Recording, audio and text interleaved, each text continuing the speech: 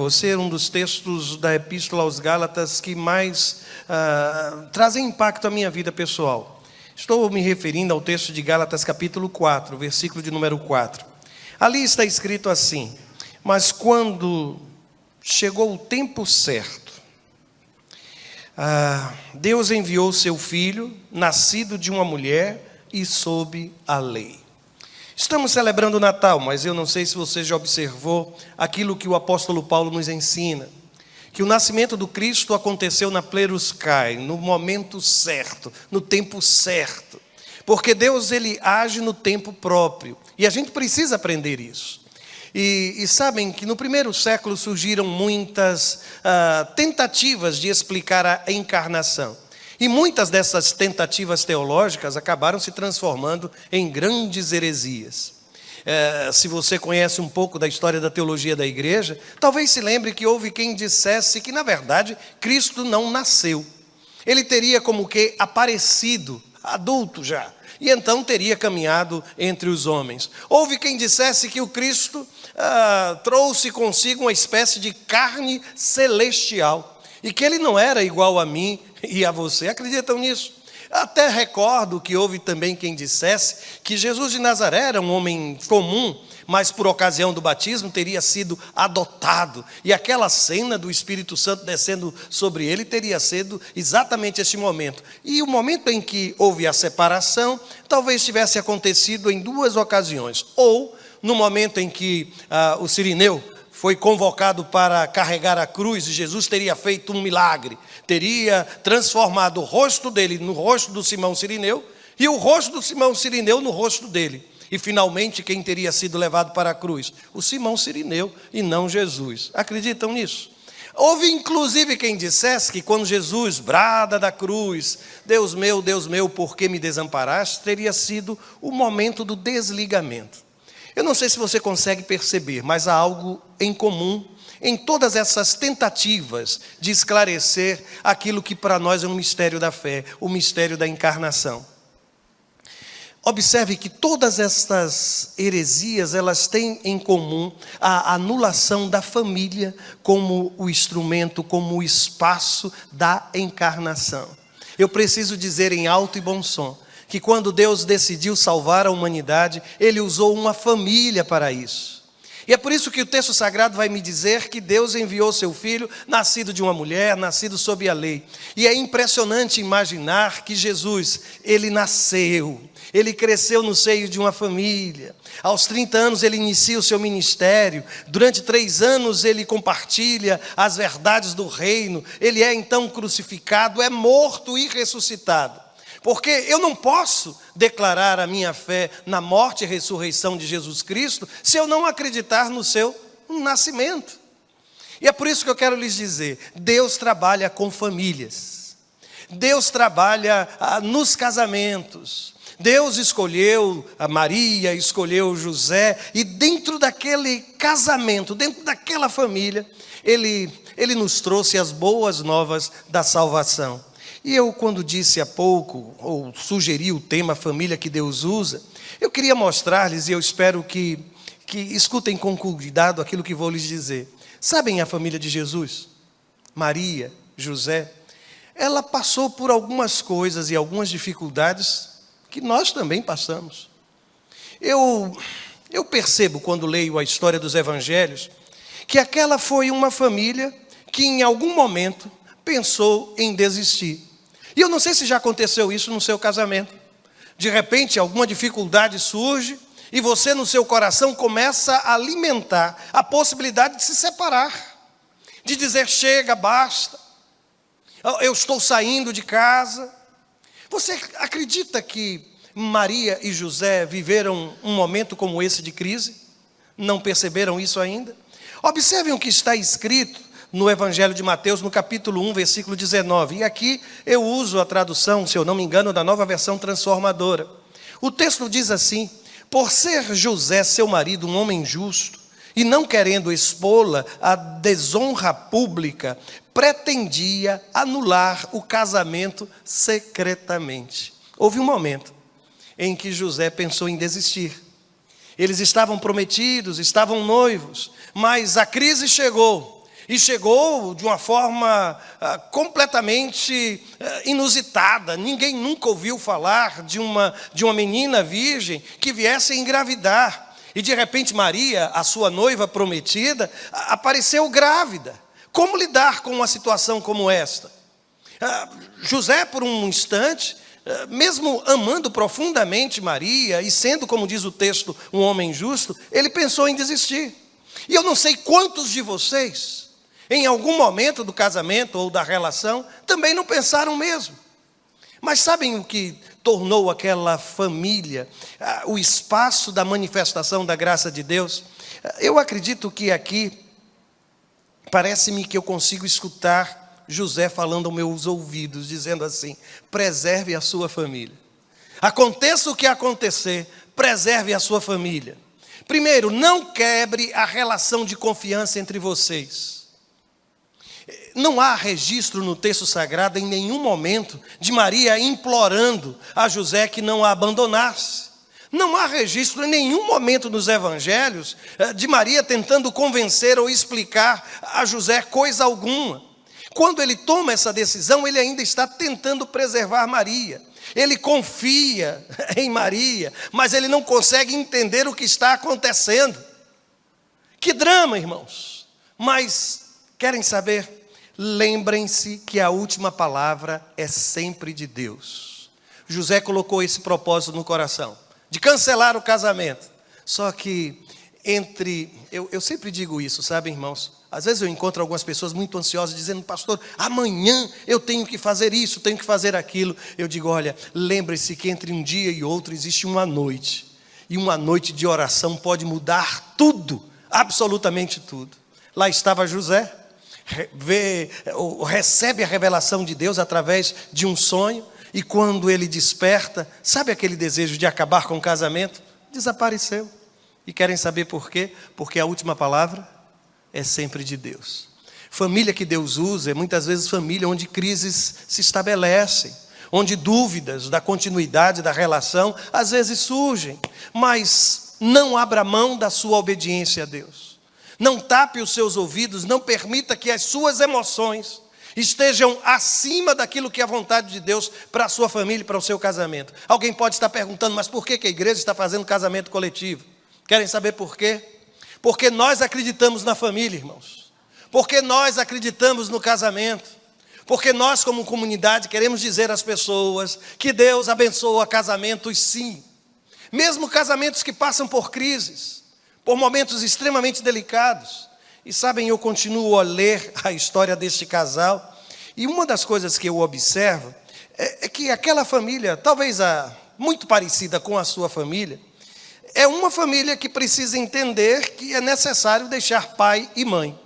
Como pastor, eu tenho percebido que muitos dos conflitos numa relação conjugal é de uma herança, sabe, emocional. São herdeiros os dois, de um temperamento, de um gênio, de uma maneira de ser, de alguns costumes, de algumas manias que trouxeram da casa, sabe, dos pais dele, da casa dos pais dela, e de repente se juntam em uma casa e querem viver felizes para sempre. Eu observo no texto sagrado, sabem, irmãos, que Maria passa por um processo assim. Ela recebe a visita do anjo. O anjo revela que ela seria mãe do Salvador. Aí o texto diz que naqueles dias, logo depois que o anjo ele desaparece dos olhos de Maria, a Bíblia diz que naqueles dias Maria preparou-se e foi depressa para uma cidade da região montanhosa da Judeia. Quer dizer que não foi uma viagem fácil, uma região montanhosa. Alguém já sugeriu que, a depender da estrada, um percurso de 100 quilômetros. Imagine, uma mulher que recebeu a notícia que estava grávida, ela toma a direção de uma casa. E querem saber qual foi a casa? A Bíblia diz onde ela entrou, na casa de Zacarias, e ela saudou Isabel. Está no Lucas capítulo 1, 39 e 40. Mas se você observar, na continuação deste capítulo, no versículo 56, a Bíblia diz assim, que Maria ficou com Isabel cerca de 3 meses, e depois voltou para casa. 3 meses, gente, 90 dias. E às vezes a gente fica pensando, né? Olha, pastor, ele depende tanto da mamãe, do papai, ela ainda não cortou o cordão umbilical, ainda existem tantas dependências, ela vai e não volta, não sei se já passou 3 meses, viu? Mas no caso de Maria, a Bíblia diz que ela vai para a casa de Isabel, e ali ela passa 3 meses na casa de Isabel. Na visita do anjo, o anjo disse que a Isabel já estava no 6º mês de gravidez. Se passou Maria 3 meses na casa de Isabel, ela passou ajudando, não é? Até o momento da chegada do menino chamado João Batista. Só que uma das coisas que eu observo, irmãos, é que o milagre na vida de Isabel foi mencionado pelo anjo do Senhor. Quando o anjo do Senhor apareceu a Maria, ele fez questão de dizer, olha, você se lembra de sua parenta, você se lembra de Isabel, está escrito, capítulo 1, versículo 36. Também Isabel, sua parenta, terá um filho na velhice. Aquela que diziam ser estéril, já está em seu 6º mês de gestação. Quem apresenta Isabel, ou o milagre que Isabel está a receber, é o próprio anjo. E aqui eu vou lhes dizer, há por trás dessa história, quem sabe uma das coisas mais interessantes, sabe? Esse equilíbrio entre buscar ajuda e a necessidade de criar uma unidade familiar, de alguma forma independente. Perceber o limite disso é sempre muito delicado. Mas quando eu vejo Maria indo visitar Isabel, ela está buscando alguém a quem Deus tem abençoado. Por isso, deixa eu só lhe dizer uma coisa, viu? Eu nem tinha me preparado para dizer isso, mas vou lhe dizer. Quando você for buscar ajuda para o seu casamento, busque a ajuda de gente cuja vida tem sido tocada pelo Espírito Santo de Deus, como aconteceu com Isabel. Se você quer ser abençoado no seu casamento, busque ouvir pessoas que têm uma relação conjugal abençoada. É simples assim. Procure gente de Deus para lhe aconselhar. Procure gente em que você veja claramente a presença do Espírito Santo de Deus. No caso específico aqui, podem observar, a conversa entre Isabel e Maria fortaleceu o plano de Deus para a vida dela mesma. A conversa que elas tiveram foi uma conversa maravilhosa. Diz o texto sagrado que ela saúda inclusive Maria como a mãe do meu Salvador. Gente, é gente que acrescenta, não é gente que destrói. É por isso que eu volto a lhe dizer, sabe a família que Deus usa? Às vezes é esta família que precisa aprender a lidar com as interferências externas, com a família, com este, com aquele. Mas volto a lhe dizer, a família é uma bênção, não é, irmãos? Família é bênção de Deus. Mas você precisa estar sempre na dependência do Espírito Santo do Senhor, para que seus ouvidos possam escutar palavras que abençoem o seu casamento. Se você está vivendo uma situação de tensão, de crise, não vá procurar conselho de um adúltero. Se você está vivendo uma situação de conflito, não vá procurar conselho na vida de que tem uma vida permissiva, uma vida sem compromissos com nada ou com ninguém. Se você quer aprender ou quer alimentar-se, quer ouvir sobre criação de filhos, vai falar com gente que você percebe que existe essa relação de bênção entre pais e filhos. É por isso que eu volto a lhe dizer, essa é a família que Deus usa. Família que muitas vezes precisa aprender a lidar com toda interferência externa dentro de sua relação. Mas eu continuei a ler a história deste casal, e sabe o que é que eu percebi? Que aquele casal ele é símbolo de uma família que precisa encontrar unidade para educar os seus filhos. Como pastor também essa é uma das minhas observações. Quantos casais começam a ter dificuldades na hora de educar os seus filhos? Ele pensa de um jeito, ela pensa de outro jeito. Ela diz, meu Deus, ele diz, ótimo. Ela se assusta e ele incentiva. Sabem, valores diferentes, vamos domingo para onde? Imaginou já a consequência disso? Quando um pensa na educação espiritual do seu filho e outro tem, mas é um domingo, vamos aproveitar isso de uma outra forma. Deixa eu lhe mostrar o que aconteceu com esta família, com Maria, com José. A Bíblia vai me dizer, em Lucas capítulo 2, versículo 21, que completando-se os 8 dias para a circuncisão do menino, foi-lhe posto o nome de Jesus, o qual lhe tinha sido dado pelo anjo antes de ele nascer. Sabe o que é que o texto está tratando? Da circuncisão. Está dizendo que Jesus também foi circuncidado. E aquilo era uma prática religiosa, era a identidade do próprio povo de Israel. Mas Maria e José levaram o seu filho para isso. Você já percebeu que às vezes alguns símbolos, eles acabam se tornando problema e discussão na vida de um casal? Se você quer educar seus filhos, não vão discutir quais são as alternativas na frente deles, viu? Pelo amor de Jesus Cristo. Conversem, encontrem unidade. Na vida de José e Maria, os dois aparecem como descendência de Davi. E eles têm essa preocupação em deixar o menino Jesus também ser circuncidado. E você sabe o que é a circuncisão? Imagine se houvesse uma reação, talvez a semelhança de Zípora.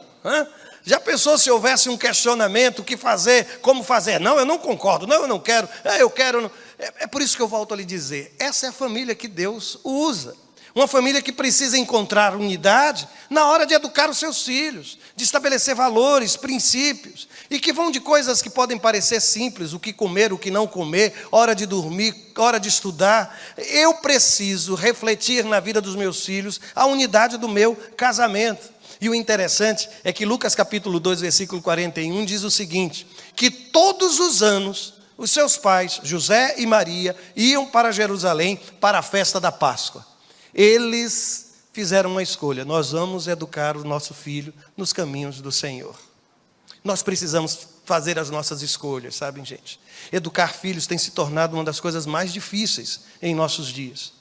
Eu vou lhes dizer que abençoado é aquele homem, aquela mulher que quando chega a um período, por exemplo, de festas neste país, não se preocupa com seus filhos. E querem saber por quê? Porque eles estão em acampamentos de gente de igreja, estão celebrando o nome do Senhor, estão reunidos cantando, adorando. Sabe aquele menino que insiste com o pai, pai, é dia do culto dos adolescentes, eu quero ir para a igreja. E o pai põe a mão na cabeça, não faça isso não, pelo amor de Jesus. Glorifique o nome do Senhor, cultive isso, porque eu quero lhe dizer que a família que Deus abençoa é esta família, que às vezes também tem dificuldades, e lembrem-se, que quando o texto sagrado fala dessa experiência, avance para aquele slide que diz assim, as dificuldades de levar uma criança, ao templo, não podem servir como justificativa para não fazê-lo. Porque naquele texto que eu mencionei, que diz que todos os anos os pais de Jesus iam com ele para Jerusalém, teve um dia que aconteceu uma grande dificuldade. Você já imaginou ir para Jerusalém, viajar, e de repente olhar para os lados e não encontrar o seu filho? A Bíblia diz que eles ainda caminharam 3 dias para encontrar o menino. E quando encontraram, o menino estava no templo conversando com os doutores da lei. Deixa eu só lhe perguntar, se acontecesse isso com vocês, como seria, hein? Como seriam esses 3 dias? É por isso que eu volto a dizer, mesmo com todas as dificuldades de levar um menino ao templo de Jerusalém, todos os anos eles celebravam juntos a Páscoa do Senhor. Eu sei que às vezes a gente encontra muitas razões para não insistir na educação espiritual dos nossos filhos, para não desenvolver a espiritualidade dentro de nossa casa. Mas, gente, se você para um instante só antes das refeições e ensina os seus filhos, através da oração, de que agradecer a Deus pelo pão que está à mesa, isso faz uma diferença tão grande. Sabe quando chega a hora de dormir, que você se lembra de uma história bíblica, pega o texto sagrado e vai contar aos seus filhos aquilo que Deus fez através de Davi, aquilo que Deus fez através de Moisés, aquilo que Deus fez na vida de Noé. Isso faz uma diferença tão grande, porque eles estão expostos a tantas influências, mas a sua casa há de ser abençoada, a sua família há de ser abençoada, porque Deus abençoa os casamentos dos seus filhos. E sabem a decisão que vocês tomaram? Porque vocês já convivem há algum tempo. Não sei quanto tempo, não sei. Mas deixa eu dizer-lhes. Vocês estão se casando com alguém que vocês conhecem muito bem. Eu vou dizer-lhes uma coisa. Eu sei que casar com o desconhecido, eu não sei como vai ser depois de casado. Eu sei que é desafiador, mas lembrem-se que essa gente está aqui dizendo: eu já conheço este homem, eu já conheço esta mulher e eu quero me casar com ele. Isso é uma declaração de amor tão linda, gente, tão linda. E vocês não imaginam, porque quando a gente alinha a vida da gente debaixo da orientação de Deus, é como se a gente estivesse numa chuva, sabe? E a gente quer ser protegido. Se a gente não entrar debaixo do guarda-chuva de Deus para receber dele a proteção, isso não acontece. O coração de Deus está feliz, sabem? Porque Ele está celebrando o casamento de vocês. E eu sei que alguns de vocês têm filhos, não é? Sabem que essa história eles vão aprender? Sabem que vocês estão testemunhando para os seus filhos, dizendo: olha, filho, filha, isto é importante sim para o papai e para a mamãe. E nós tomamos a decisão de fazer agora do jeito de Deus. Preparem-se, viu, para aquilo que virá. Eu quero acreditar que os anos mais felizes do relacionamento de vocês estão por vir. Amém, igreja? Amém, amém. Porque vão surgir alguns que vão dizer assim: vocês vão casar? Depois de tanto tempo, precisa casar? Olha, eu conheço alguém que viveu muito tempo junto, casou, e olha o problema que surgiu. Acabaram se separando. Olha, não escuta essa gente não, viu? Não escuta essa gente não, viu? Não façam isso. Apenas acreditem que a decisão que vocês estão tomando pela fé há de trazer bênçãos. E querem saber por quê? Deixe Deus abençoar o seu casamento.